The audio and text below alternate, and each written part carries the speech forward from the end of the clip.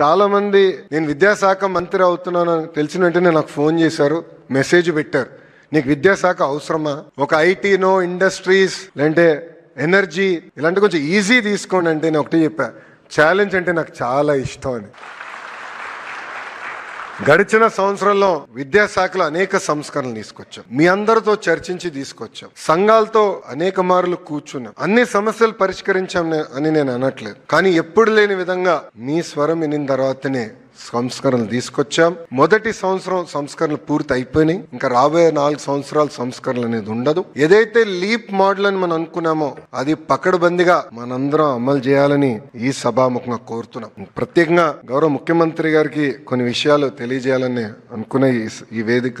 Sir, కరికులంలో అనేక మార్పులు మేము తీసుకొచ్చాం. అంతేకాదు ప్రైమరీ స్కూల్స్ లో 1 క్లాస్ 1 టీచర్ అనేది మీరు గతంలో మాకు చెప్తాం జరిగింది సార్. ఈ రోజు మేము గర్వంగా చెప్పగలుగుతున్నాం. గతంలో 3% పాఠశాలలే 1 క్లాస్ 1 టీచర్ ఉంటే అది ఇప్పుడు దాదాపు 33%, అంటే సుమారుగా 9,600 మోడల్ ప్రైమరీ స్కూల్స్